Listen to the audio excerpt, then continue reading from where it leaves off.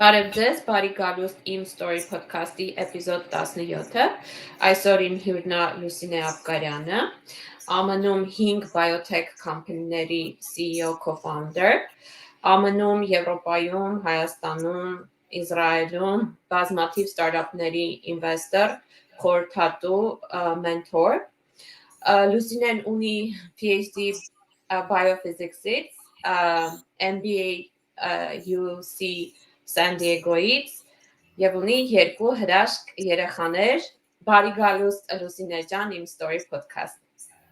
Շնորհակալություն Աննա ջան, շատ ուրախ եմ այստեղ լինել, շնորհակալ եմ հրավերի համար։ Մերսի։ Լուսինե ջան, որ խնդրեմ, կպատմես տեղափոխվելու մասին, ինչպես տեղափոխվեցիր Հայաստանից San Diego եւ մի քիչ San Diego-ի մասին, խնդրեմ։ Շատ լավ, մեծ հաճույքով։ Հայաստանից San Diego տեղափոխվելը այդ եղել է personal անձնական պատճառներով, բայց ինչ որ միտեղ ընտրության արդյունքում նախ Երևանի պետական համալսարանում սովորելու ընթացքում եւ առհասարակ Ամերիկան երբևիցե իմ համար գրավիչ չի եղել, ի տարբերություն շատ շատերի, եւ ես ինձ համար արժեքային համակարգով միշտ մտածել եմ չլինելով ոչ միտեղ, մտածել եմ, որ Եվրոպան ինձ համար ավելի ճիշտ ընտրություն է, քան Միացյալ Նահանգները, եւ 2005-ին այդպես ստացվեց, ես ուսանող էի դեռ համալսարանում ու գրանտ շահեցի, որով որ պետքա Բոստոն գնայի մասնակցելու գիտաժողովի, տենց շատ չեմուչումերի արդյունքում եւ իմ շատ մտերիմ ընկերներից մեկը, որ նահանգներից էր, իր համոզելու արդյունքում նաեւ որոշեցի, որ կգնամ նահանգներ ու այդ կոնֆերանսին մասնակցելու, ու բնականաբար նաեւ կար այդ վախն ու անհանգստությունը, որպես ուսանող երեխա ինչ որ միտեղ, որ առաջին անգամ մենակ պետքա ճանապարհորդեի եւ այդքան երկար հեռավորություն, բայց ես կարծում եմ դա շատ բեկումնային էր իմ կյանքում, որովհետեւ եւ հրաշալի էր, որ առաջի քաղաքը, որ ես նահանգներում տեսա ու առնչվեցի, դա Բոստոնն էր, որովհետեւ դա որոշակի փոփոխություն մտցրեց իմ պատկերացումների մեջ նահանգների հետ կապված։ Դրանից հետո ես սկսեցի արդեն իմ ասպիրանտուրան համալսարանում, բայց հասկանում եմ, որ դա բավարար չի, արդեն շատ առնչվելով դրսի հետ, աշխատանքների հետ դրսի, հասկանում եմ, որ այնտեղի հնարավորությունները համալսարանում անել են ինչը որ այսպես կոչված life science-ի բնագավառում հնարավոր է անել, շատ սահմանափակ են Երևանում, եւ դիմում էի տարբեր եւ նայում էի տարբեր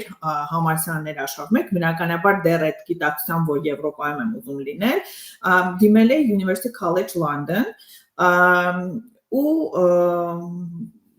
այնց շատ հույսել չունեի, կարելի ասել մոռացել էի նույնիսկ այդ application-ի մասին, որ PhD-ն այնտեղ շարունակեմ, բայց 2006-ի վերջին 7-ին այդպես ընտրության առաջ կանգնեցի, ամուսինս միացյալ այն ժամանակ դեռ ոչ ամուսինս, Միացյալ Նահանգների քաղաքացի էր ու ինքը արդեն վերջացրել էր իր graduate school-ը, PhD-ն ու պետքա արդեն աշխատանքի անցներ ու ինքը San Diego-ում էր ապրում ու ինքը գիտեր հստակ, որ ինքը այնտեղ է շարունակելու ապրել ու երբ որ իմ մոտ այդ պատասխանը եկավ University College London-ից, ինքը նու կարելի է չեմ ուզում ասել ուլտիմատում, բայց ինքը հստակ ասեց, որ ինքը Լոնդոնում չի ապրելու ու ասեց, որ biotechnology-ի համար, life science-ի համար San Diego-ն իդեալական տեղ է եւ պետքա San Diego-ում լինենք, նու այդպես շատ խիստ ուլտիմատումով չէր դա դրված, շատ մեղմ էր առաջարկը դրված, բայց ընտրությունը այդպես արվեց, որ օքեյ, San Diego-ում պետք է լինեմ,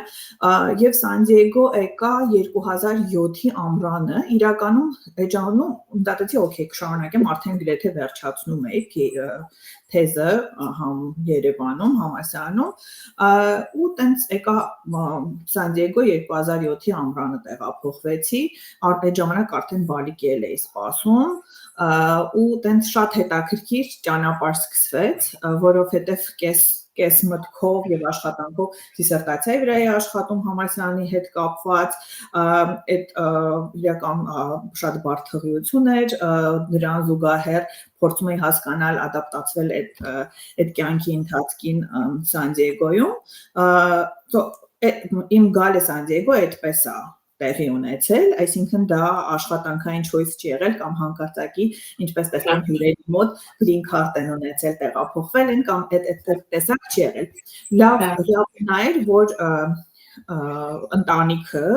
ամուսնուս ընտանիքը արդեն այդտեղ էին, Սան Դիեգոյում էին, նո այդ ժամանակ իրանք Սան Դիեգոյում չէին ապրում, Արիզոնայում էին ամուսնուս ծնողներն ապրում, բայց ես չէի գալիս բացարձակ մթության մեջ ու տեղափոխվել եմ ավելի պարզ պատկեր ա եղել կյանքի իմաստով, բայց ինչ խոսք մասնագիտական առումով եւ աշխատանքի առումով ես ինքս պետք է հասկանայի, թե որ ուղղությամբ եմ շարունակում աշխատելը։ Կներես ընդհատեմ Լուսինե ջան, ինձ հետաքրքիր է եղել է cultural shock։ Ինձ թվում է չեմ հասցրել, ժամանակ չեմ ունեցել cultural shock-ի համար, բայց իրականում կային որոշակի ըմբոստությունների մոտ նահանգների հետ կապված, առաջին ըմբոստություններից մեկը դա մեքենա քշելն էր, որովհետև ես շատ քայլել էի ուզում ու երբ որ ես ասում եի, օքեյ, դուրս եմ գալիս, չգիտեմ ուր գնամ, գոռացնում եմ, իսկ ուր ես պատրաստում գնաս ոտքով, որտեղ ապրելով San Diego-ում suburb-երում, եթե մարդիկ ծանոթ են, public transportation logistics գոյություն չունի San Diego-ում, ասենց ինչ որ կոնկրետ կտորներում պուճուր կտորներ կամ public transportation-ի, բայց չես կարող ապրել public transportation-ի հույսով, իսկ երբ որ ապրում ես suburb-երում, այսինքն ավելի ընտանեկան թաղամասերում ես ապրում, այդտեղ առհասարակ նույնիսկ եթե ուզում ես գնաս խանութ, չգիտեմ, մի հատ սուրճ գնես կամ հաց գնես, բացառում է, ու ես ասում եի քայլելով եմ ուզում խանութ գնամ, ու ասում եի դու հասկանում ես, որ ես փողոցներով հիմա դու վեր գնաս, քայլելով գնաս, տպավորությունը ինչ է լինելու, եւ շատ արագ հասկացա, որ օքեյ, եթե դու մեքենա չես վարում, ուղղակի դու ոտքեր չունես այս քաղաքում։ Լուսինե ջան, իսկ ինչպես գտար քո առաջին գործը։ Հա, առաջի աշխատանքը տենց շատ ոչ պլանավորված ձևով գտնվեց, իրականում, քանի որ PhD-ի վրա էի աշխատում ու վերջացնում էի, դիսերտացիայի վրա էի աշխատում, վերջացնում էի արդեն, էլի ամուսնուս հորդորով ու այդ ժամանակ job market-ը շատ վատ էր, առհասարակ Միացյալ Նահանգներում 2007-8-ը, հա, ու ամուսինս ասեց, քանի որ դու այդ փորձառությունը չունես, դիմել ու ինտերվյուների process-ներով անցնելու, որովհետև համալսարանում սովորել էի, համալսարանում աշխատում էի, երբևիցե ինչ-որ միտեղ կարիք չեմ ունեցել ցույց տալ, թե ես ով եմ կամ ինչ կարող եմ անել, ասեց արի դու սկսի ինտերվյու դիմել աշխատանքների, որ այդ փորձառությունը ձեռք բերես, մինչև որ կվերջացնես PhD-ն, արդեն կիմանաս այդ process-ը ոնց է կատարվում, ու ես ինչ որ չէի նայում job description-ները ճիշտը որ ասեմ շատ հաճախ, հասկանում էի, որ համալսարանների SSS department-ներում են եւ դիմում էի։ Իմիջիալից երբ որ ես նոր եկա San Diego, մինչև աշխատանքը փնտրելը, քանի որ հասկացա, որ առողջական complication-ներ կային հղիության հետ կապված եւ ասեցին չեմ կարող travel անել, որտեղ նպատակային էր, որ շուտ վերադառնամ Երևան, ու մի տեսակ տենց ստակ վիճակ էր, ես սկսեցի նամակներ կազմել, գտնել local համալսարանների, այնտեղ UCSD-ն էր, որը շատ լավ bioengineering-ի մեջ համալսարանը, Scripps-ը, Salk-ը, այս ինստիտուտները research, որոնք գիգանտներ են աշխարհի համակարգով այդ ոլորտում, ես այնտեղ գտնում եմ մարդիկ, որ ինձ հետաքրքիր research են անում, եւ իրանց cold email-ներ էի ուղարկում։ Ես այն ժամանակ չգիտեի cold call ինչ բան է, բայց ուղղակի ես այդ email-ներն էի գրում, ես ասում եի ես եմ այսքանը գիտեմ, ինձ այս հետաքրքիր է, ես ձեր այս ուղղությամբ չեմ էլ զբաղվել երբևիցե, բայց ես կուզենամ գամ volunteering անեմ ձեր լաբորատորիայում, որ հասկանամ այս մի բան է, որ ինձ հետաքրքիր է, թե չէ։ Նու զարմանալիորեն բավականին հետ էր պատասխանում ինձ այս պրոֆեսորներից, PI-ներից, մեծ մասը ասում էին, որ հենց վերջացնես բանը PhD, որտեղ ասում էին, որ այս ընթացքի մեջ այս թեմայով եմ զբաղվում, ասում են երբ վերջացնես գրի մեզ, որպես postdoc consider անենք, ու եւ այդ ընթացքում պրոֆեսորներից մեկը scripts-ում computational biology, որտեղ մի քիչ ծրագրավորում էի արել համալսարանում, տենց ուզում էի հասկանալ computational-ը ինձ հետաքրքիր է, թե չէ, ու ինքը ասեց, հա, արի հանդիպենք, խոսենք, եւ տենց գնացի scripts Ռուբեն Աբագյանն էր ինքը, հիմա ինքը Հայաստանում էլ գիտեն իրան, Հայաստանի հետ էլ համագործակցություններ անում, հրաշալի մարդ, հրաշալի մասնագետ, ու ինքը ասեց, արի խոսենք, գնացինք, ինքը ասեց, արի սենց խնդիրներ մի հատ տենց փոքրիկ ձևակերպենք, սկսի վրան աշխատել, ու սկսեցի իր հետ, բայց volunteering էի անում այդ լաբորատորիայում, բայց շատ արագ հասկացա, որ կամպյուտերի դիմացի նստելու ամբողջ օրը օֆիսում լինելը, դա ինձ համար չի, ինձ պետք է լաբորատորիայում լինել, ինձ այդ շարժը պետք է ու մարդիկ ով որ ինձ գիտեն, որ ես տենց մի քիչ self-diagnosed ADHD ունեմ, որ ես պետք է ինչ-որ անդադ մի բան պիտի կատարվի, չեմ կարող հանգիստ նստել ուղղակի կամպյուտերի դիմացի մի բանով զբաղվել,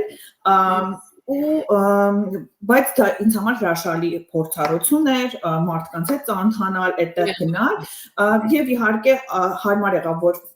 դա վերջացեցի անին ծնվեց, արդեն մեր առաջին բալիկը, ու ես սկսեցի դիմել գորի հորդորով տարբեր position-ների արդեն հենց իսկական, որ տեսնում էի advertisement կա, աշխատանքի այդպես դիմում էի, եւ առաջի տեղը, որ զանգ տվեցին, շատ սենց անսպասելի ծիծաղելի ես կասեի, զանգ ա գալիս տուն, տան հեռախոսին, ես վերցնում եմ հեռախոսը, այդ ժամանակ անին սկսում ա լացել, մի ձեռքով անին ա, մյուս ձեռքից հեռախոսն ա, ինձ ասում են this is regarding your job application, սա ձեր աշխատանքի դիմումի համար ենք զանգել, այս ինչ position-ի համար, ես ասում եմ, տենց մի րոպե, what, who is this, իրանք ասում են աշխատանքի համար ենք զանգում բան, ասում են, հա, շատ լավ, իրանք ասում են, ոնց որ հարմար ժամ չի, երբ զանգենք, ասում են 10 րոպեից զանգենք, անջատում եմ, Անին տենց հանգստացնում եմ, զանգ են տալիս նորից, HR-ն է, Scripps Research Institute-ի, ասում են, երբ կարող ես գազ աշխատանքի ինտերվյու, ոչ էլ հիշում եմ ինչ position է, բացարձակ, որտեղ այդքան տենց դիմել եմ մեխանիկ օրեն, ու ասում են, երբ կարող ես գալ, տենց արագ մտածում եմ, ինձ այստեղից մինչև հասնել Լահոյա, այսքան 15 րոպե կտևի, արագ գորին կփոխանցեմ երեխային, այդ մի 10 րոպե transaction կլինի, ու 10 րոպե, որ մի հատ արագ լոգան կծնեմ, ու տնից դուրս գա, ու իրանք ասում եմ 45 րոպե, ու ես գնում եմ մյուս կողում գծի, որ դա նորմալ, ադեկվատ պատասխան չէր իրանց համար, բայց իրանք ասում են, լավ, 45 րոպեից արի, ու ես տենց գնում եմ, հագնում եմ տենց տրեխներ, բառի իմաստով, ինչ-որ տենց բան ջինս, շատ բան, ինչ-որ գունավոր շապինգ վառ, հա, բայց հասարակ ոնց որ ես սուրճ խմելու ընկերուհուս հետ դուրս կգար, մի հատ տենց կարպետից մեծ պայուսակ ունեմ, որ ամեն ինչը մեջն է, այդ ամեն ինչը լցնում եմ մեջը, մի հատ էլ տենց ռեզյումեների փոքրիկ folder եմ դնում մեջը, ու գնում եմ ամուսնուս հանդիպեմ այդ կաֆետերիայում, որ երեխային փոխանցեն, ինքն ու ընկերը, կոլեգան դուրս են գալիս, որ ընդունեն երեխային, ես այդտեղ այդ ընթացքում այդ կարպետից մեջ ինչ-որ բաներ եմ փնտրում, որ տամ իրանց, այնտեղ պայուսակը դատարկվում, մեջից ամեն ինչ ա գալիս, ու ամուսինս նայում ա վրա, մեջից դանակ ա դուրս գալիս, կրակայիչ, կարտեր, բացի մնացած նորմալ բաները, ինքս ես նայում ա իմ ասում, դու ուր ես գնում Մի խոսքով ես փոխանցում եմ ու գնում եմ HR ինտերվյուի, ինտերվյուն անցնում առաջինը HR-ում, ես դեռ չգիտեմ նույնիսկ process-ը այսպես է, որ ես չգիտեմ ով է hiring department-ը եւ hiring manager-ը, այսինքն PI-ը, professor over hire-ը անում։ Ինտերվյուն անցնում եմ, իրանք ասում են լավ, իսկ երբ կկարողանաս հանդիպես PI-ի հետ, հիմա մենք disclose կանենք, քեզ կասենք որ department-ն է, երբ կարող ես գալ հաջորդ ինտերվյուին իրենց հետ արդեն department-ում, ես ասում եմ իսկ իրանք հիմա available են, ես հիմա գնամ իրանց մոտ այդ կինը նայում այն վրա, արդեն տենց ինքը բոլոր իր բաները անցել եմ աբորիգենի տենց։ Ու ասում է տարօրինակ վրասանայում, ասում եմ, բայց չես ուզում պատրաստվել, նոր քեզ ասեցինք ովքեր են, ես ասում եմ, դե ես եմ, ոչինչ չի փոխվելու իմ մեջ, հիմա գնամ, թե ծանոթ իմանալուց հետո գնամ, ու զանգում է իրանց, տենց ասում է, ուզում է հիմա գա, ուղարկենք, հիմա դրանից ասում են, հա, ուղարկեք, ու ես գնում եմ մեքենայով, դե մեծ քեմպուսը Scripps-ը, մեքենայով բացատրում են որտեղ է, քշում եմ այդտեղ, որ հանդիպեմ, հասնում եմ, տենց փորձում եմ բան գտնել, պարկինգի տեղ, մի հատ իջացեմ պատուհանը, մի տղա է, ասում եմ, ես Hugh Rosen-ի լաբորատորիան որտեղ է, ինքը ասում է, օ ինտերվյու ես, գնում, ասում է, ես ընդերից postdoc եմ, ասում է, արի ես քեզ կմտցնեմ պարկինգ, իր քարտով մտցնում ա բան, այդ ընթացքում խոսում ենք մի երկու բառ, ինքը ասում է, տենց հույս ունեմ, որ քեզ կվերցնեն գործի, ես էլ ասում հալավ մերսի ու գնում եմ ինտերվյու, երբ որ ինտերվյու եմ գնում, ես շատ անկեղծորեն բոլորին ասում եմ, որտեղ մի քանի հոգու հետ ինտերվյու եմ անցնում այդ ընթացքում, բոլորի հետ խոսում եմ, բոլորին անկեղծ ասում եմ, որ ես արել եմ, ես չեմ արել, սրա մասին գաղափար չունեմ եւ հիմնականում գաղափար չունեմ, ավելի շատ չունեմ։ Իսկ հիմա շատ մարդկանց կհետաքրքրի անգլերենի քո գիտելիքները այդ պահին բավարարել են, որ կարողանաս ազատ կոմունիկացիան անես անգլերենով ինտերվյուների փուլերում։ Այդ մեկը հա, Աննա ջան, որտեղ ես անգլերեն սկսել եմ սովորել 6 տարեկանից, ընտանեկան պայմաններում մամաս դրանով շատ զբաղվել է, բնականաբար իդեալական անգլերեն չունեի, որովհետև շատ փորձառություններ չունեի, բայց հա, շփումը բոլորովին ազատ էր, այսինքն անգլերենը հարց չի եղել, մասնագիտականն էլ արդեն բնականաբար, քանի որ արևմտյան research-ի արդյունքում է ձևավորվել գիտելիքներս, նաև բնականաբար մասնագիտական առումով էլ դա խնդիր չի եղել, եւ երբ որ ինտերվյուների ժամանակ իրանց տված հարցերը նմանատիպ էին, ինչ որ դու արդեն Հայաստանում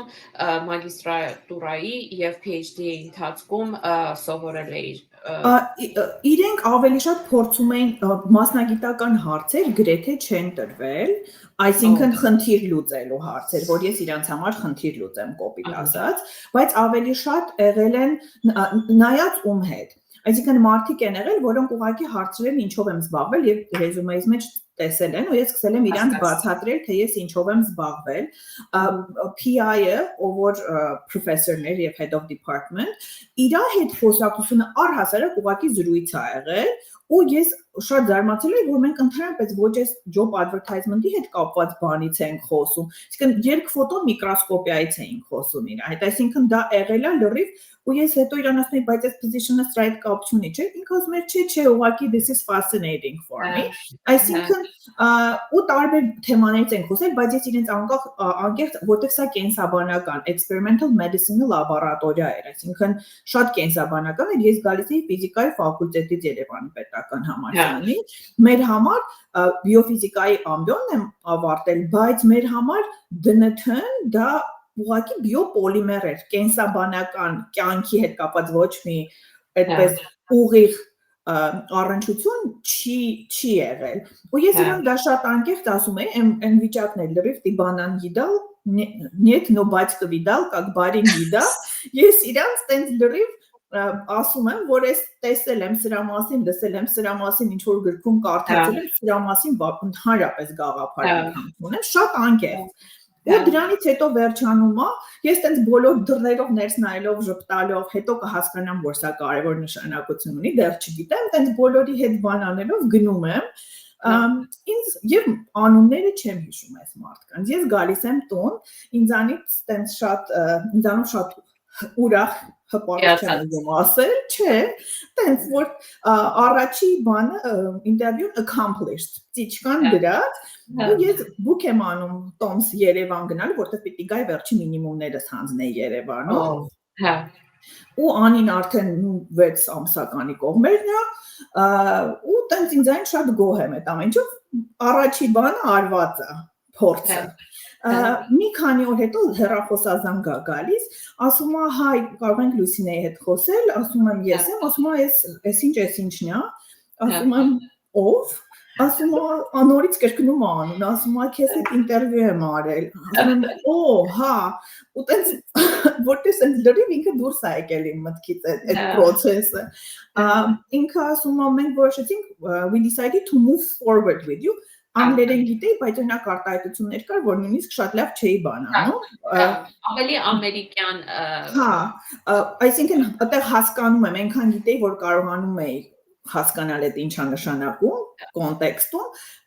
հասկացա, որ ոնց որ թե ուզում են hire անեն, ու ասում է կարող ես 2 շաբթի օրը սկսել։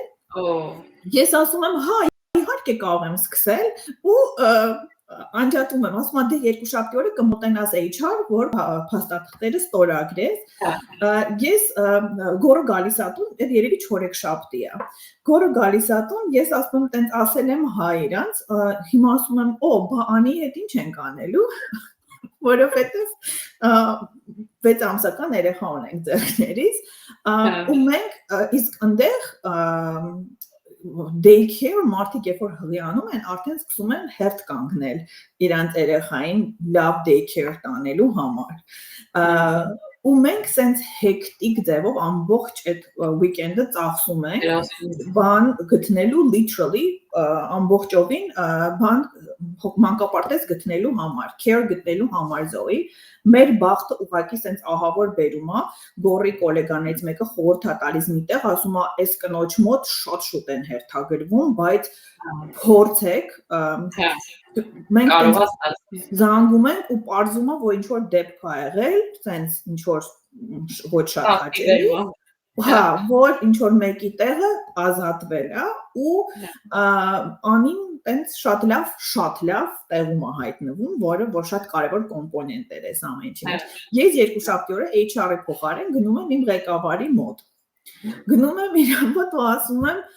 ինձ ինչի եք hire անում։ Ասում եմ, ես դες անկեղծ ասել եմ, որ ես այս ամեն ինչը չեմ տեսել, այս լաբորատորիում ոչ մի սարք չկա, որ ինձ ծանոթ է, եւ չեմ արել, ինքը տենց նայեց իմ վրա, ինքը ասեց, հա, բայց մենք հասկացանք, որ դու այս ամեն ինչի մեջ expert կդառնաս շատ ավելի արագ, քան թե ցանկացած մեկը, որ ինչ որ experience-ով է գալիս։ Ոնց էին հասկացել, այս բանը շատ կարևոր է, որ այն մարդիկ, ովքեր Հայաստանում հիմա ուսանող են կամ junior position-ների են ու մտածում են դրսում սովորելու մասին կամ ինտերվյուներ անցնելու մասին, այս բանը երևի շատ լավ խորհուրդ է իրանց, որ հետևեն ու ամեն հնարավորությունը մաքսիմալ օգտագործեն ու երբեք չմտածեն, որ հնարավոր չի, ամեն ինչ հնարավոր է։ Հա, չէ, միանշանակ այդպես է,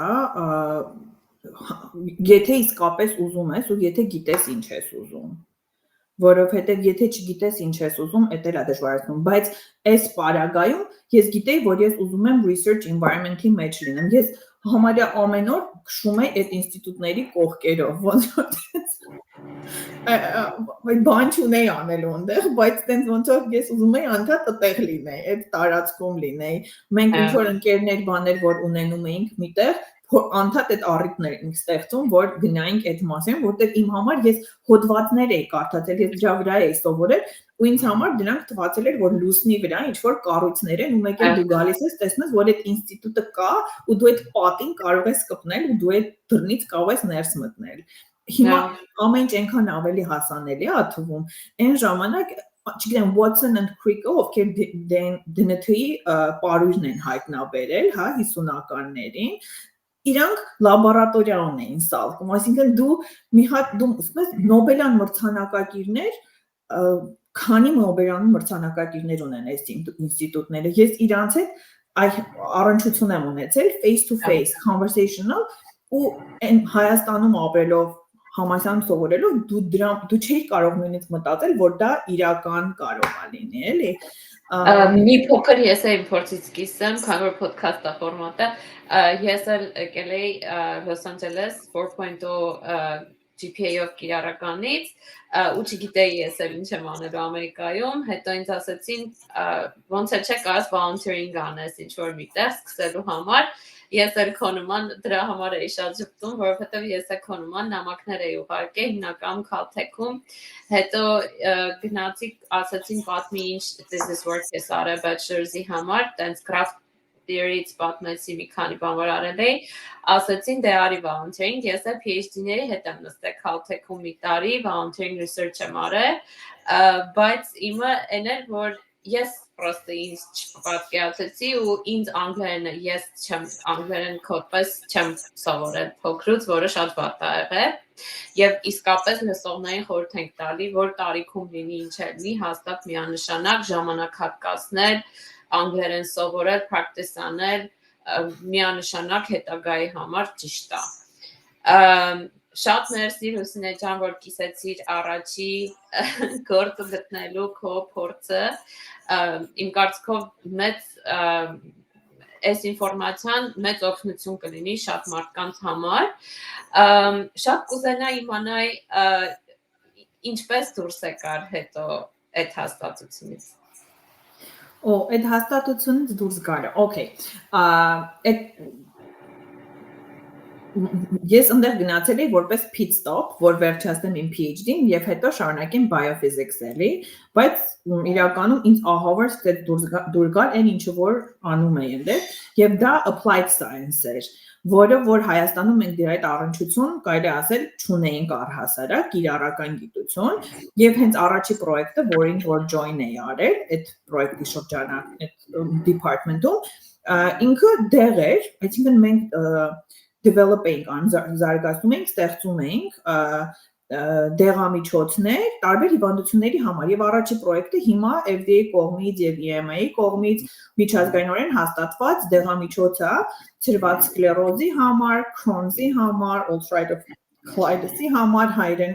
ներողություն եմ խնդրում, չեմ հիշում անունները հիվանդությունների, autoimmune հիվանդությունների համար մի խոսքով Եվ այդ իմ համար շատ զարմանալի ու ահավոր հետաքրքիր էր, որ դու գիտես, որ քո արագ լաբորատորիայում գործառույթները մարդկանց կյանք են փոխում իրականում, բայց նաև մյուս կողմը, որ ինձ իրականում պարզվեց շատ հետաքրքիր է, այդ business transaction-ներն էին դրա հետ ասոցացվող, որտեղ առաջին experience-ը որ տեսա, որ քո արած աշխատանքը spin-off է լինում, երբ որ դու անում ես հետազոտություն spin-off ալինում եւ այդ spin-off-ը receptos էր կոչվում ինքը 7.4 միլիարդ դոլարով acquire եղավ Celgene-ի կողմից, որը ավելի տենց mid-size pharmaceutical կամպանիա է, եւ հետո դրա եւ մի քանի ուրիշ պրոդուկտների արդյունքում Celgene-ը acquire եղավ Bristol Myers-ի կողմից համարյա 74 միլիարդ դոլարով։ Դու այդ transaction-ները երբ որ տեսնես, դու հասկանում ես, դու գնում ես present ես անում science-ի կտորը, հա, ինչ որ բաների մասին ես խոսում, հետո ինչ որ carry-ներ, փակ դռների հետևում ինչ որ negotiation են անում այս product-ի շուրջ, ու այդ ինձ ասկից ահավոր հետաքրքիր էր։ Այդ սկզբում այդքան չէ, հետո իմ երկու postdoctoral պրոյեկտները էլի spin-out եղան,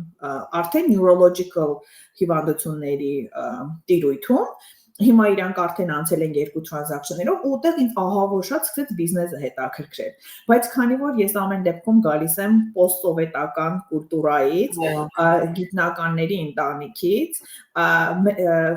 ես մեծացել եմ այդ հոգեբանությամբ, որ իմ պրոդուկտը պիտի հոդվածը լինի, գիտությունը վաճառքի համար չի, վաճառականությունը այդ քխա, այդ մթնոլորտի դուրս եկած արդյունք եմ, ես այդտեղ հասկացա, որ ես պետքա գնամ սովորելու,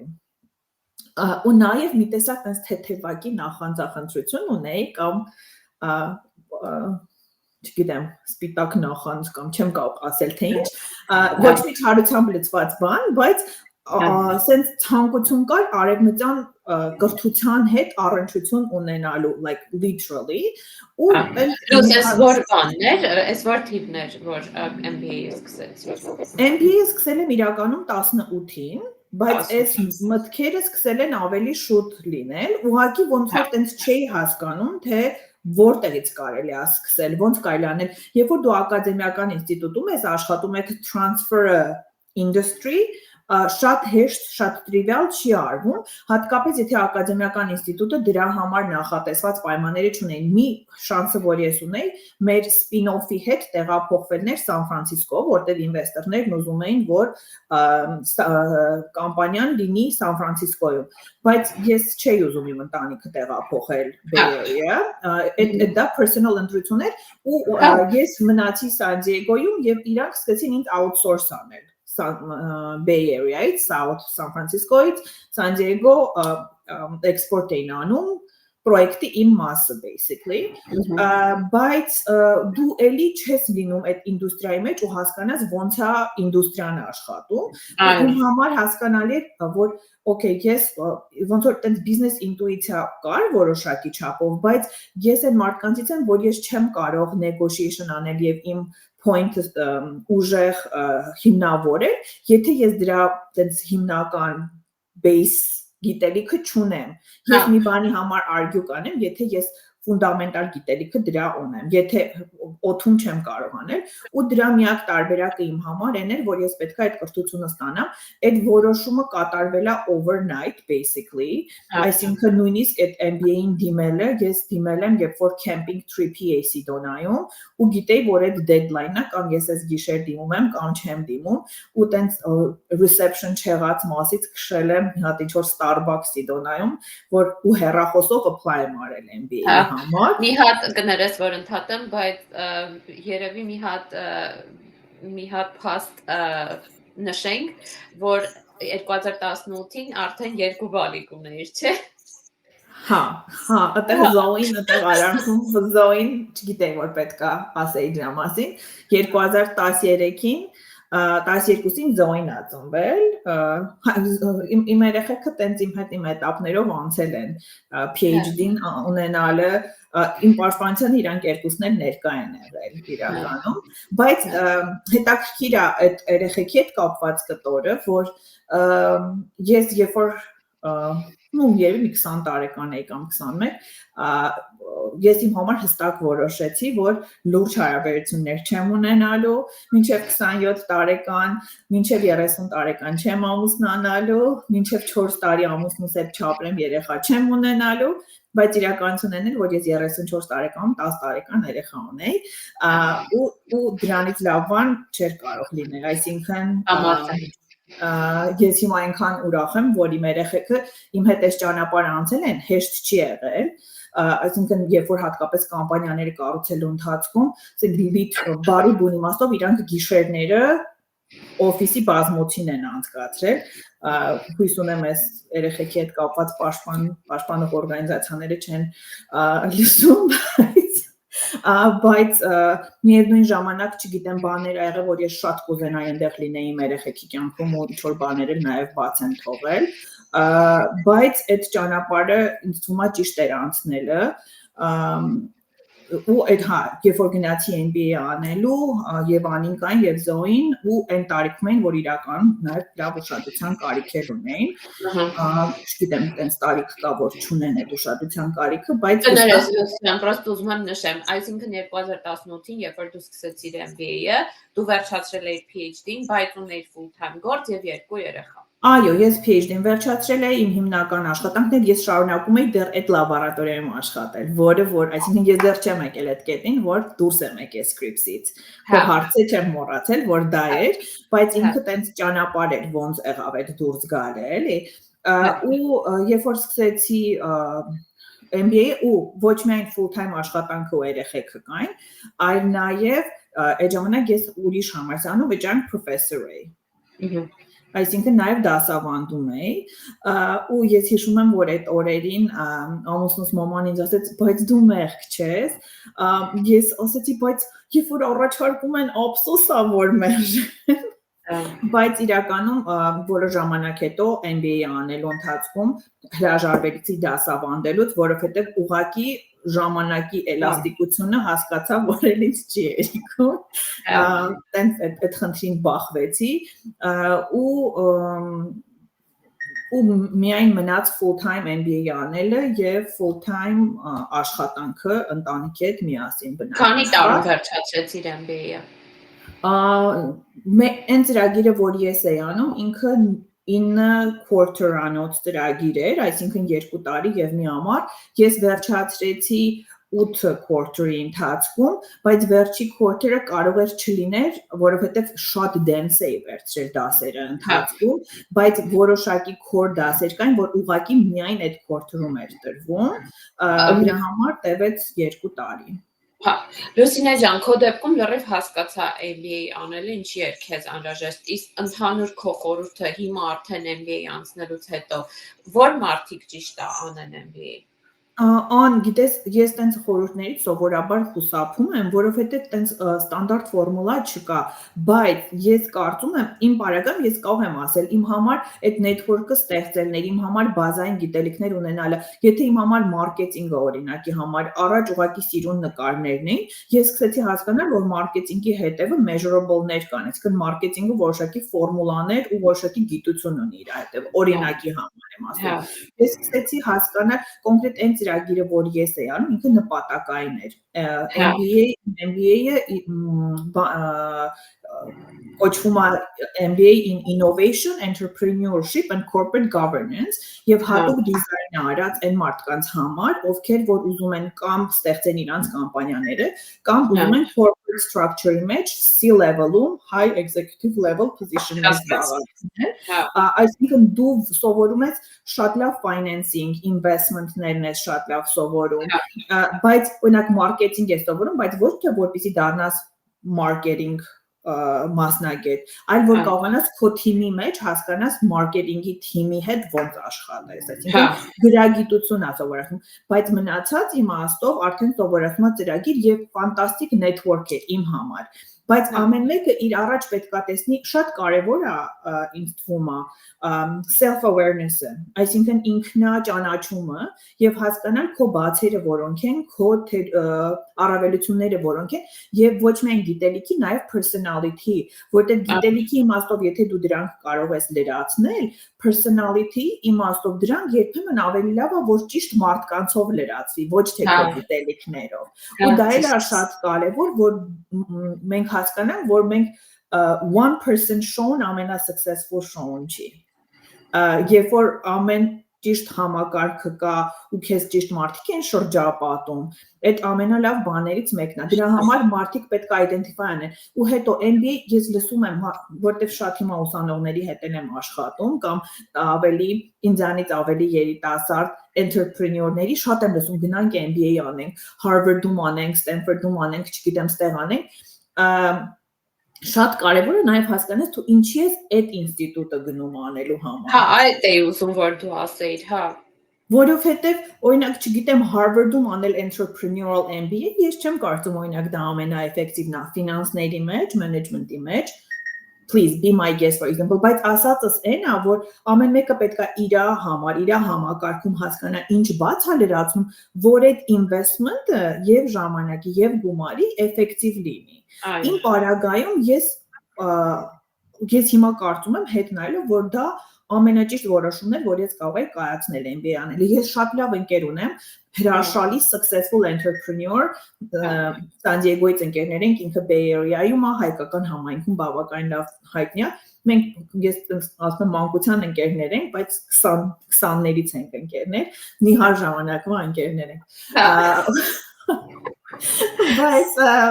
օրինակ երբ որ ինքը իմացավ MBA-ը անում, ասեց, ինչ ես MBA, ինքը արդեն իր ստարտափը սարքել էր այդ ժամանակ ու բավականին լավ էր, ինքը չէր արել MBA, ինքը ասեց, ինչ MBA ես անում, ժամանակը ես կորցնում, ով է PhD-ով masters անում, բան, ես եմ անում, որովհետև like I need something, I need a step to build things on. Ու network-ը ինձ իրականում իմ համալսարանը շատ լավ network, բայց իհարկե տեղի նախաձեռնություն, հա, ինիցիատիվ անել իմ կար այդտեղ, երբ որ ես դեռ ուսանող լինելով ես սկսեցի աշխատել real life project-ների վրա, այսինքն ես փոխանակ դաս վերցնեի, օրինակ digital marketing additional class վերցնեի, ես 499 ֆորմատ էր, որը նշանակում է, որ եթե համալսարանի ադմինիստրացիան հաստատում է որպես DASI credit, բայց դրա փոխարեն օրինակ կոնկրետ կամպանիայի համար business strategy development է անում, օրինակ։ Ու իմ consulting-ը սկսեց ավելի հենց ուսանող լինելու, որտեղ ես professor-ներ ունեի, որոնք որ ծանոթներ ունեին կամ իրանք էլ էին consultancy անում ու իրանք ընդգրկում էին ինձ իրանք պրոյեկտների մեջ կամ պրոյեկտ էր լինում, որ ասում էր դու դրա համար լավ fit կլինես։ Ու այդտեղից իմ համար շատ բան բացվեց, նույնը Իսրայելի համայնքի հետ իմ professor-ներից մեկն է introduction արել, որտեղ ինքը ինձ եկավ ասեց դու շատ լավ աշխատես, գիտես իսրայելական ստարտափերի հետ ու ոչ միայն ինքը այդ ասեց, ինքը կազմակերպեց full trip Իսրայել եւ government-ի հետ հանդիպումներով եւ ստարտափ էկոսիստեմայի հետ ուզում եմ ասեմ դա իմ համար կարեւոր էր, բայց ես գիտեի ինչ խնդիր եմ դրել իմ առաջ, որոշ բաներ էլ ընթացքում պարզվեցին, ամեն ինչ շատ պարզ չէր։ Լուս, իսկ հետագա co-founder, գիտեմ որ 5 biotech company-ների CEO co-founder ես, եղել է co-founder, որ հենց MBA-ի ընթացքում ես հանդիպել։ Co-founder-ն եմ հանդիպել MBA-ի ընթացքում, ընթացքում հանդիպել եմ, բայց ոչ իմ ծրագրի մեջից, նախ առաջ մենակ biotech չեն եղել, այս 5 company-ն բավականին diverse company-ներ են եղել, so առաջի կամպանիան it was in optical communication, այսինքն biotech-ի հետ կապ չի ունեցել, այդտեղ մի քիչ իմ դեռ ex-physic լինելու կոմպոնենտներ երևի, բայց իրականում տեխնոլոգիայի մասը ամբողջովին այդ գորի կտորներ, այսպես ասած, այո, իմ co-founder, կամպանիների co-founder-ների ես տենց կատակով ասում եմ, ես գնում եմ մեծ խոսում եմ, հետո գալիս եմ տուն գորին ասում խոստացել եմ պիտի անես հիմա But so far it works. Դեռ աշխատող տարբերակ է, դա առաջի կամպանիան optical communication-ների սկսել ենք մինչև իմ MBA-ը իրականում, բայց այդ է պատճառ հանդիսացել, որ ես սկսել եմ հասկանալ, որ ես ինչ-որ դոմեյններում գիտելիք եմ ուզում ավելի շատ ունենալ, որովհետև ես վստահ եմ, եթե ես իմանայի այն ինչ-որ հիմա ունեմ, մենք շատ ավելի լավ negotiate կանեինք այդ deal-ը, մենք ուրիշ իդեաներ, որ կային դրանից հետո դուրս եկող, մենք կարողանայինք դրանց լավ ընթացք տալ, այսինքն հիմա, երբ որ շատ հաճախ ինչ-որ տեղեր հրավիրում են ու ասում են,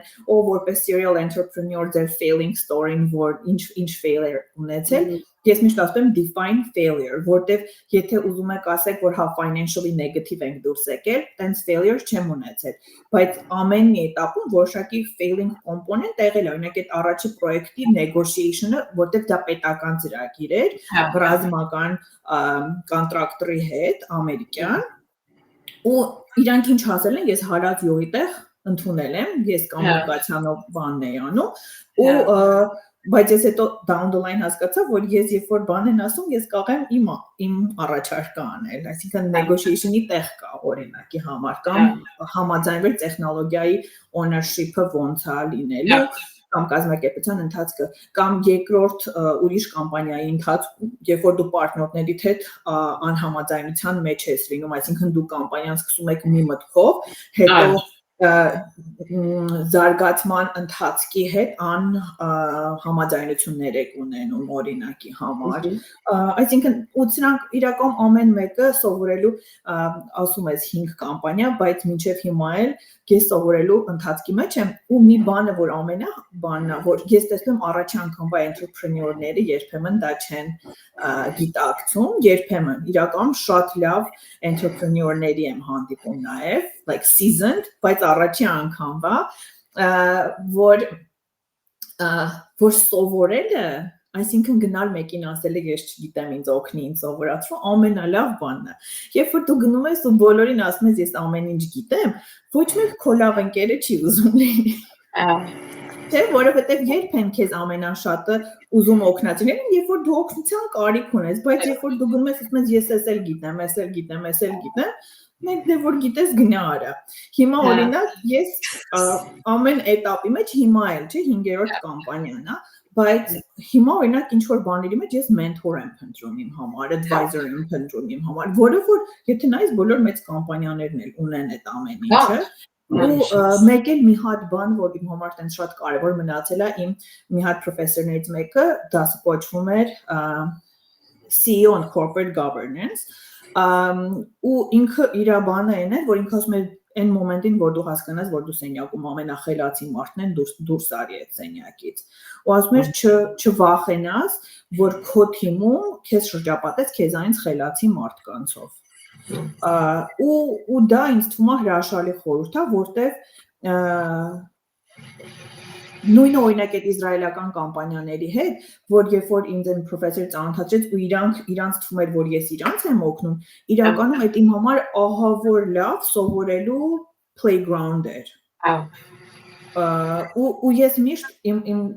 ցանկացած գործառույթի մեջ ոնց որ այդ կոմպոնենտը կա, որ եթե ես մի բանի հետ գործ եմ անում, այդտեղ անպայման իմ համար նոր սովորելու կտորել պետք է լինի։ Լուսինե ջան, որ խնդրեմ մի քիչ կպատմես երկրորդից 5-րդ biotech կներես, ասացիր մենակ biotech չեն, երկրորդից 5-րդ կամպանիաների մասին էլ կասես, ում հետ է ստեղծել, ինչ ոլորտի մեջ են, ինչ հաջողությունների են հասել, ինչ խորհուրդներ կտաս այդ ճանապարհը անցնելուց հետո որպես փորձառու CEO, founder, co-founder։ Ուրեմն երկրորդ կամպանիան ինքը անալիտիկ լաբորատորիա էր, այսինքն իրական ստարտափը definition ունի, էլի, այսինքն ամեն ստեղծած բիզնես չպիտի ստարտափ կոչվի, բայց նաև ես հասկանում եմ, որ մեր իրականության մեջ entrepreneurship ձեռնարկատիրություն այդ բոլորը դարձել է մի քիչ տենց սահմանները խառնվել են։ Այո, ու այդ օրինակներ, որ երբ որ դու քո պարտներների հետ մի գաղափարի շուրջ եք գալիս, ու հետո այդ գաղափարից ոնց որ զարգացման ընթացքում ամեն մեկը տարբեր տեղ եք տեսնում growth-ը, ու այդ պարագայում օրինակ դա կազմակերպություն էր, որը որ federal regulation-ների եւ սերտիֆիկատների կարիք ունեցող կազմակերպություն էր, scientific որոշակի հայրեն շատ լավ չգիտեմ այս ոլորտը, բայց այսինքն ISO certification-ներ ստանալը եւ սա service provider-ները, բայց իր գաղափարն էր, որ մենք դրա արդյունքում պետք է ունենանք sustainable model մեր pharmaceutical product-ները launch անելու կամ I mean R&D-ին launch անելու, ոչ թե հենց product-ներ, այսինքն development սկսելու, բայց down the line օրինակ մեր partner-ները, որոնք որ այդ պարագայում նաև investor եւ partner, որոնք մեծամասնություն էին, իրանք որ ուզեցին որ մնան service providing-ի field-ում, որտեղ ասում էին հեսա փող աբերում այս բիզնեսը, ավելի լավ franchise անենք, բան անենք, իսկ իմ համար այդտեղ տենց այդ մասում իմ scientific կիսագունդն է միանում ուղեղի, իմ համար այդ curiosity պահը պիտի միշտ լինի, որ ես մոտիվացված լինեմ գործել, այսինքն անդադ պիտի problem լինի, որի համար որ պիտի solution գտնես։ Եթե այդ կոմպոնենտը չկա, ոնց որ տենց շատ մոտիվացված չեմ fully active լինել այդ process-ի մեջ։ Այսինքն, այդտեղ երբ որ ես հասկացա տարբեր ուղղությունները, մենք տենց իրար հետ խոսեցինք, ես ասացի, okay, ես իմ կտորը կանեմ, որտեղ ես պետք է օգնեի բոլոր լիցենզիաները ստանալու process-ում, այդ regulation-ների հետ կապված ամեն ինչով զբաղվելը, operations-ը set-up անելը, այդ ամբողջ process-ը ես իմ վերջացրեցի ու այդ վերջացնելուց հետո ես exit արեցի օրինակ մյուս կազմակերպությունը ինքը էլի տենց ստեղծվեց ավելի որը կա ProLabs-ը ինքը ստեղծվեց ավելի այն բոլոր անմետ նիդերը տեսնելու արդյունքում այս ճանապարհը անցնելուց սկսած scientist լինելուց scripts-ում մինչև հիմա էլ ինչ որ տեսնում ենք ու ինքը service providing company է, այսինքն contract research organization-ի ֆորմատի մեջ է մտնում, բայց գաղափարը այն է, որ դու entrepreneur-ներին օգնես life science entrepreneur-ները հատկապես եւ digital pharma-ի մեջ, այսինքն AI machine learning պլատֆորմներ սարքող եւ իրապես wet lab կամպանիաներին օգնենք, որ իրանք չկրկնեն այն սխալները, որ բոլոր ստարտափերը life science-ի մեջ ունենում են, որովհետեւ life science-ը շատ biotech-ը շատ թանկ entrepreneurship-ը, շատ investment heavy է, location-ը պետք է սարքավորումները, նյութերը եւ դու չունես այդ ամեն ինչը, այսինքն նորմալ ստանդարտում ստարտափը այդ ամեն ինչը in-house չի անում, շատ բան outsource է արվում, բայց երբ որ շատ բան outsource է արվում, դու այդտեղ կոնտրոլն ես կորցնում քո աշխատանքի որակի, եւ եթե դու մեկը չունես, որ advocate անի քո համար, քո product-ի անալիզների համար ու դու դրա մասնագետները չունես տարբեր ուղղություններով, քեզ շատ հեշտ կարող են խաբել, իսկ այդ մեծ contract organization-ները, contractor-ները իրանց համար դու ոչ մի բան ես, դու հերթական մի տենց մոծակն ես, որ եկել ես իրանց conveyor-ի մեջ, կգնաս, թե իրանք սխալ են ժամանակը հաշվել կամ մոլեկուլի property-ները սխալ են հաշվել ու դու flat line ես արդյունքում ստացել, դա իրանց կյանքում բան չի փոխում։ Հիմա Prune Labs-ը, երբ որ մենք ստեղծեցինք, մեր գաղափարը այն է, որ մենք մեծ քանակի կամպանիաների հետ չաշխատեինք, բայց երբ որ 1, 2, 3 company կա մեր pipeline-ում, մենք ոնց որ իրանց department-ը դառնանք։ Բայց ես կատակով մեկ ասում եմ, մենք Airbnb for Science ենք, այսինքն այն ինչը որ այս ստարտափ կամպանիաներին հասանելի չի, որտեղ իրանք չեն կարող afford անել full time, ունենալ tox մասնագետ, PK/PD մասնագետ, animal-ների մասնագետ, մենք այդ ամեն ինչը իրանց for fraction of the price, fraction of the time available ենք դարձնում ու իրանք չեն զգում, որ ինչ որ մեկին outsource են արել, իրանք զգում են, որ մենք իրանց department-ն ենք ստեղ նստած, միշտ հասանելիություն ունեն ոչ թե մեր technician-ներին, այլ հենց մեր այն մասնագետին, ով որ այդ ամեն ինչը դիզայն անում։ Ու մենք նույնիսկ իրանց հետ խոսում ենք մինչև պրոյեկտը վերցնելը, հասկանալու իրանց end goal-ը որն է, որտեղ երբեմն նույնիսկ կարիքը չկա անելու այն ինչ որ իրանք են ուզում անել։ Եվ այդտեղ մենք կարճացնեմ, որ մենք այդտեղ եւ science service ենք provide անում եւ business service, այսինքն lab to market pipeline-ում ինչա պետք from business perspective, նաեւ investor-ների հետ ենք աշխատում, doing advisory, IP evaluation, risk assessments, pivotal potential directions, այս տեսակի բաներ։ Մյուսը դա Greek Gene-ն է, մեր baby-ն, որը որ Prune Labs-ը ես սկսել էի որպես իմ consultant-ին պատասխանելով այդ հարցի, հետո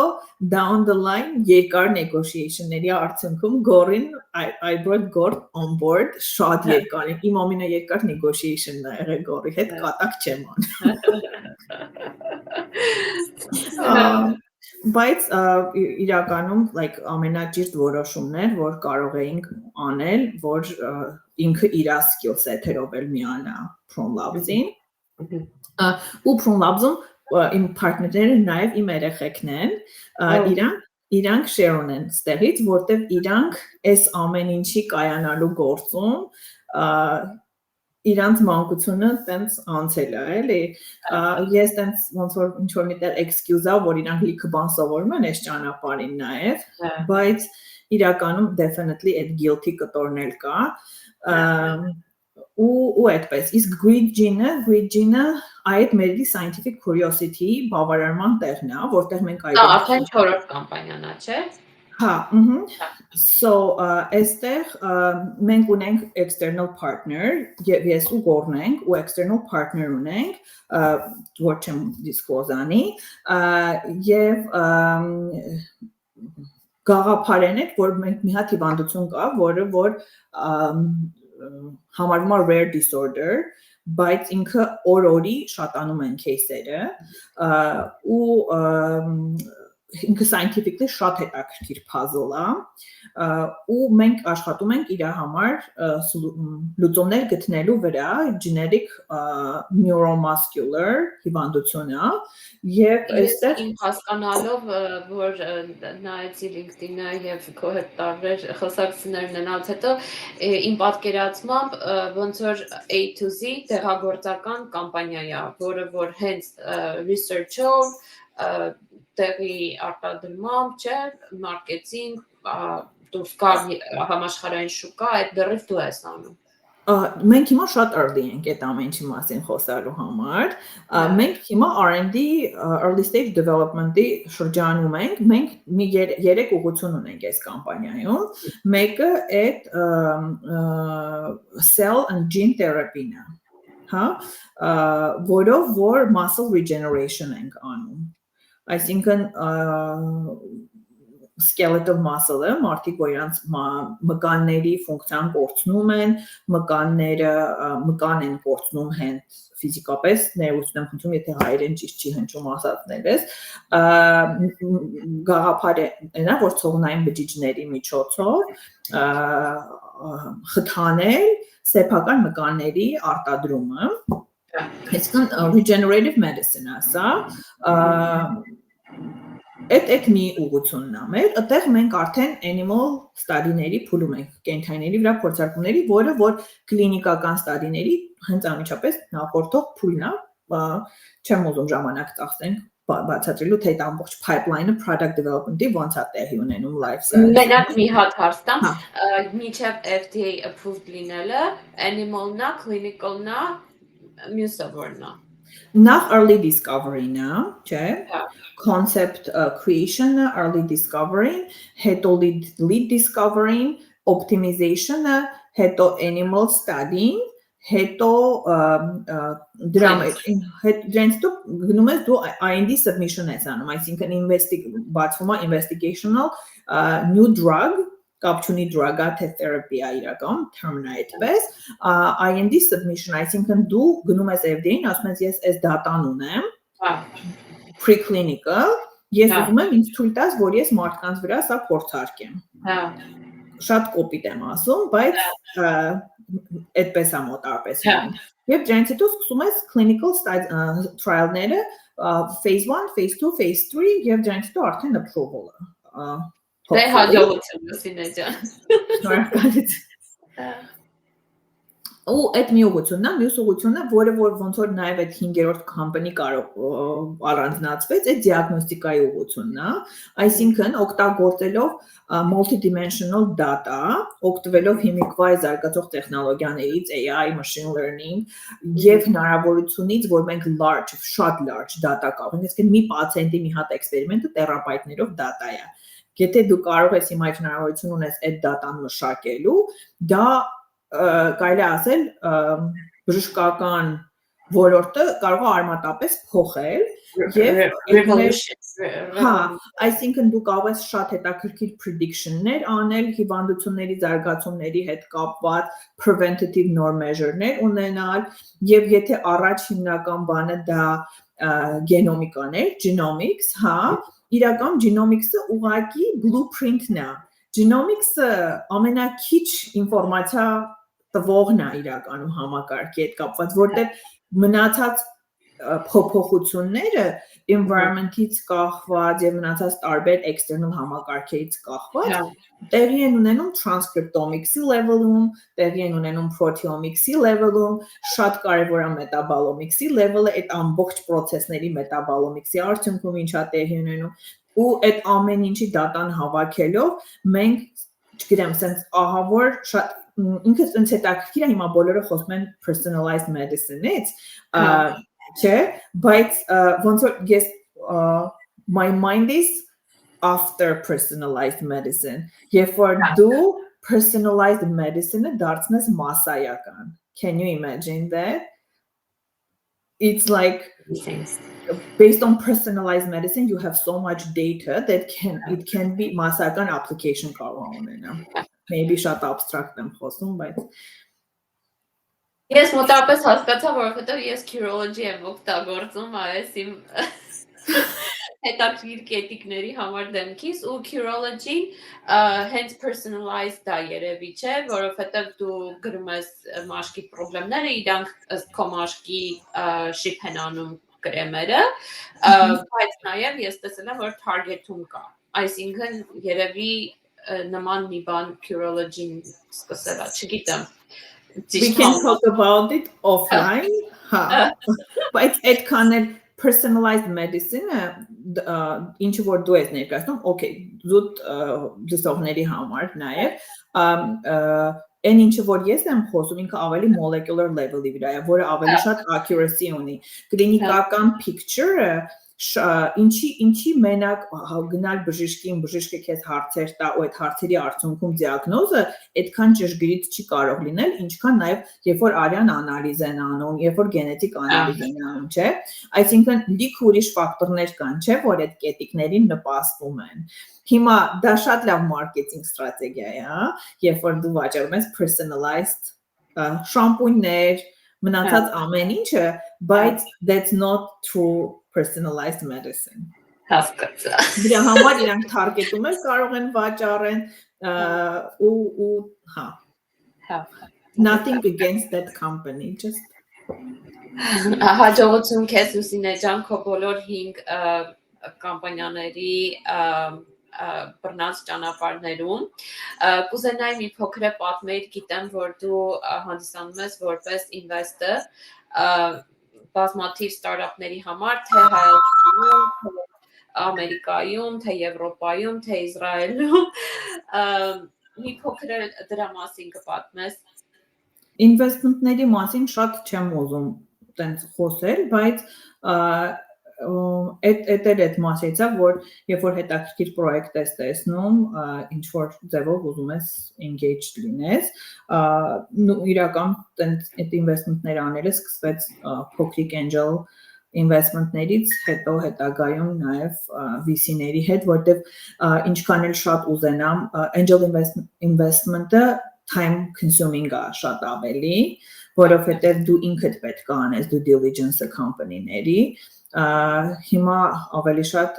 աշխատում եմ VC-ների հետ, որովհետև այդ պարագայում due diligence-ը անում են այն կազմակերպություններն ու այն մարդիկ, ում որ ճանաչում եմ ու վստահում եմ։ Որ VC-ների հետ կարող ես ասել, թե դա գաղտնիք։ Չէ, չեմ կարծում դա ճիշտ կլինի ասելը, բայց չգիտեմ, կարող է ճիշտ է, բայց երևի չէ։ Հա, բայց այն կետերից է, որ էլի իմ curiosity-ն scientific հարցերում հատկապես բարձր տեխնոլոգիաների հետ կապված, որտեղ որ ես այդքան շատ որոշակի չափով հասկանալ ես էլի որտեղ որ life science-ի հետ intersection-ը կա, cross-section-ը կա, բայց նաև այն տեղերում, որ ուղղակի գաղափարն է հետաքրքիր, բայց իմ դոմեյնի մեջ չի ամբողջովին, այդ հնարավորությունն է տալիս էլի, նաև առնչվել դրա հետ, այդքանով է դրա հետաքրքրությունն ու հավեսը։ Շատ հետաքրքիր էր այս ամեն ինչը, ես որպես, չգիտեմ, հայ, միշտ այս հարցը ինձ հետաքրքիր է լինում տալ podcast-ի ժամանակ մյուս հայերին, ինչ որ պրոյեկտներ կան, ոնց որ giving back-ը Հայաստանի հետ կապված, որ դու անում ես։ Այս քանի հետ միասին։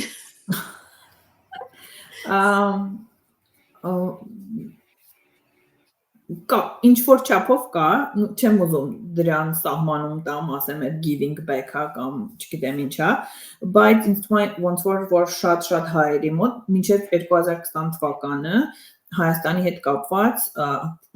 աշխատանքային մասնագիտական առնչություն իմ այնտեղից դուրս գալուց հետո չի եղել, 20 թվականի երբ որ պատերազմը սկսվեց, ինձ թվում է ես էլ շատերի նման տենց էմոցիոնալ spike ունեցա ու իրականում այդ ժամանակ մի հատ նոր ստարտափի վրա ենք աշխատում, որը որ կապված էր իմ MBA-ի հետ, քո նախորդ հարցի հետ կապված, մարդկանց հետ այդ network-ից եկած ու Իսրայելի հետ ու այդտեղ ես տենց էմոցիոնալ հիմա ընդունում եմ որ դա շատ էմոցիոնալ decision էր, որ ես դա չեմ անում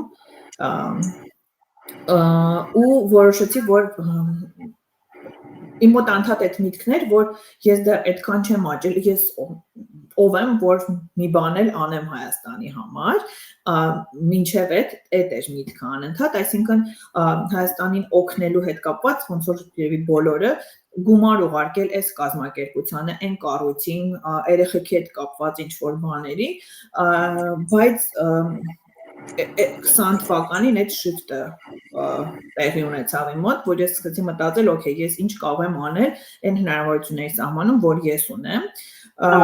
բայց հետաքրքիր է այն, որ այդ ընթացքում ինձ թվում էր, որ ես Հայաստանից եմ, հայաստանցի հայ եմ, ու պետք է շատ հեշտ լինի համակարգի մեջ հետ մտնելը, բայց իրական մինչև 22 թվականը ես այդ եզրը կամ այդ անցքը, այդ channel-ը հետ մտնելու չէի գտնում։ Ու տենց by serendipity պատահականության ինչ-որ մեխանիզմով 2022-ի փետրվարին ինձ իմ ընկերն է վիզիտ անում Գերմանիայից, հայ, հայաստանցի, բայց որ Գերմանիայում էր ապրում, ու ինքը ինչ-որ ընթրիքի է գնում ուրիշ մարդկանց հետ, ու ասում է դու էլ արի, ու այդ մարդիկ դարձան այդ իմ channel-ը, որտեղ իրանք երբ որ իմացան ինչով եմ զբաղվում, իրանք ասում են, բա դու իրան ճանաչում ես, ու տենց երկու հատ connection ես այդ ընթացքում ունեցա, ոնց որ մեկը այդ Smart Gate-ի հետ էր, Աշոտի հետ էր Արզումանյան, որտեղ շատ կարևոր իմ համար նոտ դարձավ Հայաստանի հետ կապվելու, ու երկրորդը ուրիշ մի ծանոթ ինձ ծանոթացրեց Արմենի հետ Օրուջան, Ֆաստի ու այսպես Ֆաստի հետ ծանոթացա, ու այդ երկու նոդերից սկսեցին ուրիշների հետ ծանոթությունները։ Ու 2022-ին առաջ անգամ Երևան եկա աշխատանքային տենց սկաուտինգի ռեժիմով, ու սկսեցի աշխատել հայկական կամպանիաների հետ, սկսեցի ինվեստ անել հայկական կամպանիաների մեջ, որոշ, ու 2023-ի դեկտեմբերին էլի էմոցիոնալ որոշում կայացեցի, որ Հայաստանում կամպանիա պետք է գրանցեմ ու պիլոտային ծրագիր անեմ, ու վերջին օրը եկա Երևան, աշխատանքային վերջին օրը 2023-ի, այդ գրանցումների այդ կառույցը կադաստրա ոնց է կոչվում, սառեցի, որտեղ չգիտեի, որ նույնիսկ սիստեմ կա, որ դու կարող ես հերթագրվես on-line, հերթ կանգնեցի, սառեցի, սատկեցի, բայց կամպանիա գրանցեցի Երևանում, ու պիլոտային ծրագիր սկսեցինք անել, հետո դիմեցինք մի հատ նաև գրանտի, ներուժ գրանտին, անցյալ տարվա շահողը դարձանք այդ գրանտի, ու իրականում սկսեցի ոնց որ գաղափարենա, որ ես իմիտքը մերենա, որ life science-ի տեսանկյունից applied life science-ի կիրառական կենսաբժշկական գիտությունների ուղղությամբ Հայաստանում knowledge transfer անենք եւ կարողանանք դոմինոյի էֆեկտով, այսինքն մի բան մենք տանք, հետո եղածները ովքեր կսովորեն այդ ամեն ինչը կարողանան ուրիշներին փոխանցել, նաեւ հասկանալով թե այդ առավելությունները եւ թերությունները Հայաստանի որոնք են, ոչ թե փորձենք դառնանք հերթական Չինաստանը կամ Հնդկաստանը life science-ի համար, որը որ չենք էլ կարող իրականությունը դա է, այլ օգտագործենք մեր հնարավորությունները, այսինքն Հայաստանում ես այս անդադ բանի հետ կապված բարձր տեխնոլոգիաների հետ կապված ժողովրդի հետ խոսում եմ սրա մասին, որ մենք Հայաստանում շատ լավ AI scientist-ներ ունենք, machine learning scientist-ներ ունենք, հիմա էլ փառք computing power ենք ունենում շատ լավ Երևանում, բայց ես այդ անալոգն եմ միշտ տանում, ասում եմ մենք ոնց որ բախ ունենք, շատ լավ բահ ունենք, մեր բահը լավ պինդ բահ է, ու մենք գնում ենք ոսկի հանքերում, ոսկի ենք քերում, օգնում ենք ես, բայց մենք ոսկու հանքերը չունենք, այս ոսկու հանքերի տերերը իրական վաղը մյուս օրը իրանց բահերն են ունենալու, ու մեր կարիքը կարող է եւ էլ չունենան, այսինքն մենք ունենք գործիքը, բայց մենք չունենք հանքը, ու որը դատան է իրականում, այսինքն մենք պետք է դառնանք տեղ, որ data-ն է generate անում, այսինքն մենք ոչ թե գնանք, չգիտեմ, դրսի համար biomedical data մշակենք Երևանում, ոնց որ այսօր շատ կլինիկական ստադիների համար data management-ը Երևանում է արվում, այլ այդ process-ները մարդիկ գոյություն ունեն Երևանում, չէ՞, մարդիկ գնում են կլինիկա արյուն են տալիս, չէ՞, այդ անալիզները արվում են, չէ՞, այդ data-ից է պետք օգտվել, այսինքն հնարավորություն կա այդ ամեն ինչը ինչ-որ մի ձևով համակարգել ու այդ personalized medicine-ի future-ը product-ը ստեղծվի Երևանում կամ product-ի նախատիպը ստեղծվի Երևանում։ So Այսինքն քո խորհուրդը, որ ենթադրենք, եթե ծնողներ են հիմա լսում, որոնք ունեն երեխաներ, որոնց ապագայի մասին են մտածում կամ հենց հիմա երեխաներն են լսում, խորհուրդ դեռ տալիս ես գնան ենթադրենք FISPAC, MATFAC, Applied Mathematics, ոնց որ SAI-ի հետ կապված փոփոխությունների ու հենց այն, որ օրինակ դու ստեղծում ես ինֆրաստրուկտուրա Հայաստանում այդ հույսերով կամ չգիտեմ ինչ խորհուրդ կլինի քո խորհուրդը։ Այդքան հետաքրքիր հարց ես տալիս, չգիտեմ հասկանալի է թե չէ, ես խորհուրդ տալ չեմ սիրում, բայց ես կարծում եմ խորհուրդ տալը դա ամենաանշնորհակալ գործն է, բայց ես կարծում եմ, որ ամեն մեկը ու այս թեմայով ես իմ շատ ընկերներ, որ ունեն արդեն երեխեք մասնագիտություն ընտրելու տարիքի, գալիս են ասում են, այս երեխուն ասա էլի, որ STEM պիտի անի կամ այս պիտի անի, ու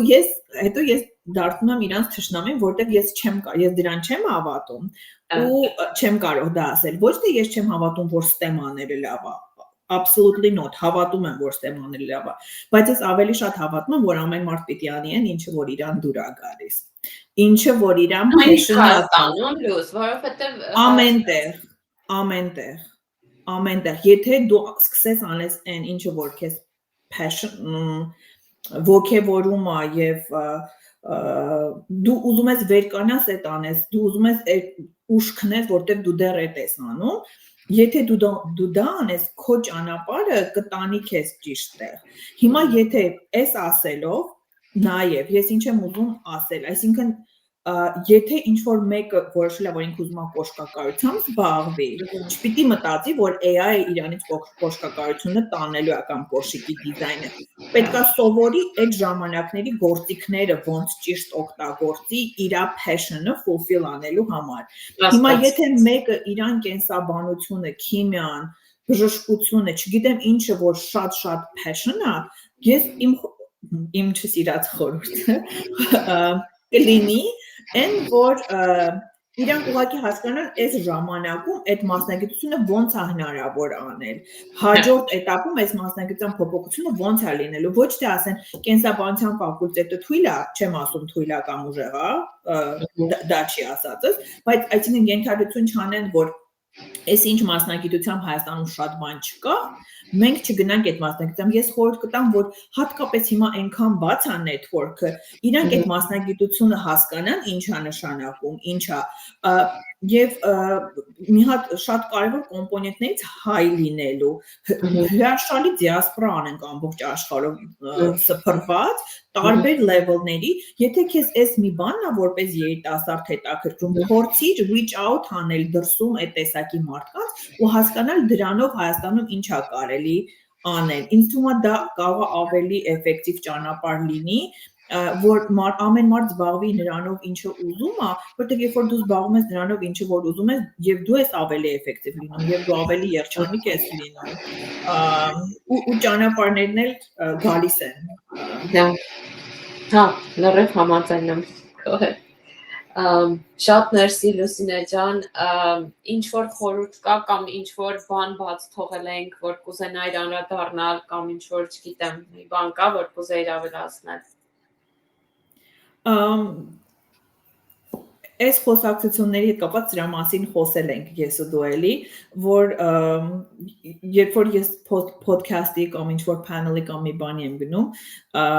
ես ուզում եմ, որ մարդիկ միշտ այս message-ը վերցնեն, որ okay, եթե այս մարդը այս ճանապարհն է անցել, այդ չի նշանակում, որ դու էլ պետք է այդ ճանապարհը անցնես, որ մարդիկ եւ ասածիս իմաստն է, որ եթե դու տեսնում ես քո անցած այսքան ճանապարհը ոչ մեկի հետ overlap չի լինում, այդ չի նշանակում, որ քո ուզած target-ին դու չես հասնելու։ Հնարավոր է, որ դու առաջինն ես լինելու, որ դեպի քո target-ը այդ ճանապարհը առաջի անգամ պետք է անցնես։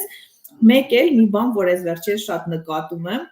մեկ-մեկ մտածեք, ուզում եք լինեք երջանիկ, թե ուզում եք լինեք ճիշտ։ Մեկ-մեկ երջանիկ լինելը ավելի լավ է, քան թե ճիշտ լինելը։ Just philosophical poker fun. Շատ հետաքրքիր էր անչափ շատ շնորհակալություն Սինե ջան, որ այսքան քո զբաղված լինելու հետ մեկտեղ կարողացար հատկացնես այս մի ժամը, նույնիսկ մի ժամից ավել իմ հետ զրուցելու ու քո ճանապարհը կիսելու շատ շնորհակալություն քեզ էլ հաջողություն քո բոլոր պրոյեկտների գործերի մեջ ու բոլորից շնորհակալություն, որ սենց հայ ունենք, հայկին, շատ հպարտ եմ, որ քեզ գիտեմ։ Անջան, ես եմ շատ շնորհակալ փոխադարձաբար ինձ համար էլ հաճելի էր, հետաքրքիր էր, մի քիչ abstract ցակուցրիվ, բայց տենց հետ գնալ ժամանակի մեջ, ոնց որ երեք լիներ ամեն ինչն, հենց որ շնորհակալություն ես փոքրիկ նոստալգիկ բանի համար, հետ այցի համար։ Մեր լսողներին էլ հիշեցնեմ, որ եթե դեռ subscribe չեք եղել, խնդրում եմ subscribe եղեք իմ YouTube channel-ին, որ բաց թողնեք մյուս շատ հետաքրքիր էպիզոդները։ Շատ շնորհակալություն բոլորին լսելու համար։ Այսօր այսքանը։ Ստեսություն։